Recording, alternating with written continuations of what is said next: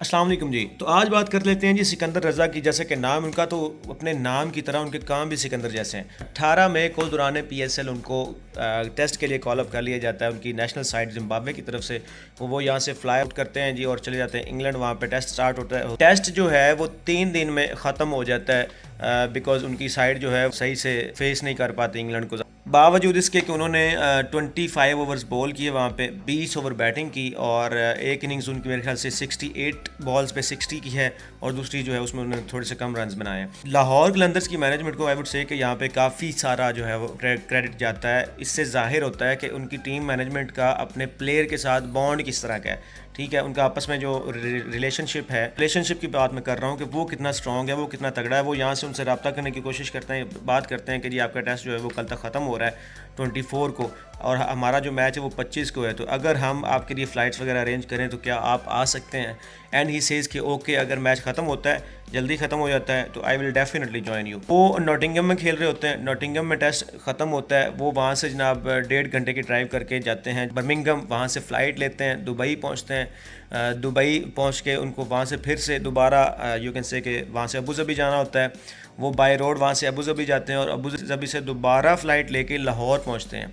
और 25 तारीख को जब शाम को मैच था, तो मैच की टॉस होने से 10 मिनट पहले वो लाहौर में लैंड करते हैं। और जब वो लैंड कर जाते हैं तो फिर टीम मैनेजमेंट और कप्तान जो है उनका नाम प्लेइंग 11 में ऐड कर लेते हैं। भागम भाग में वो आए, इंटर हुए जी प्लेइंग 11 में, हिस्सा बने इस टीम का और उन्होंने इम्पैक्ट क्या डाला। सबसे पहले उन्होंने विकेट हासिल की वहाँ पे रायली रूसो की। मेरे ख्याल से रायली रूसो को आउट करना जो है वो बहुत आम था बिकॉज वो बड़ा ही तगड़ा प्लेयर है। अगर वो खड़ा रहता मज़ीद तो ये 200 हुआ है, ये उससे ज़्यादा रन जो है वो हो सकते थे। तो रायली रूसो की विकेट उसने हासिल की। उसके बाद बैटिंग में जब इट मैटर्ड द मोस्ट, तब आके उन्होंने जो है अपनी शॉर्ट इनिंग्स खेली। 7 बॉलों पे उन्होंने 22 रन बनाए, लेकिन वो इंतहाई ज़्यादा अहम थी। फॉर एग्ज़ाम्पल 4 गेंदें हो चुकी थी आमिर की, आखिरी 2 बॉल्स बकाया थी, स्कोर ज़्यादा था। अगर उन आखिरी 2 बॉल्स पे 10 रन नहीं आते तो मेरा नहीं ख्याल कि अगले 2 ओवर्स में जो है वो 40 ऑड रन जो हैं वो बन सकते थे।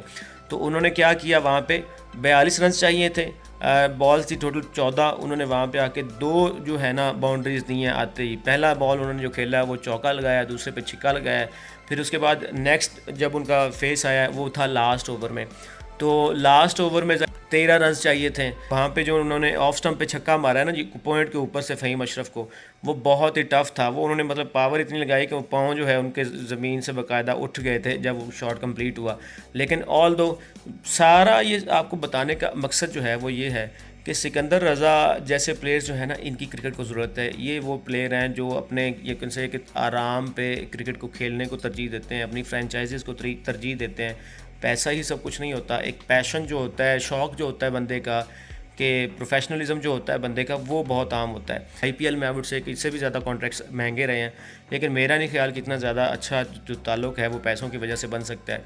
और क्रेडिट जो है वो कम्प्लीटली गोज़ टू सिकंदर रज़ा और उनके साथ साथ जो उनकी टीम मैनेजमेंट है, लाहौर कलंदर्स की मैं बात कर रहा हूँ, उन्हें क्रेडिट जाता है कि उन्होंने अपने प्लेयर्स को इस तरह से जो है वो जेल किया हुआ है, इस तरह से अपने साथ मिलाया हुआ है, उनके साथ रिलेशन इतना अच्छा बनाया हुआ है कि उनके प्लेयर्स जो हैं वो हर तरह की सूरत हाल में उनके लिए अवेलेबल हैं और हर तरह से वो जो है उनका साथ देने के लिए तैयार हैं। जी, तो this was the journey of Sikandar Raza for this final.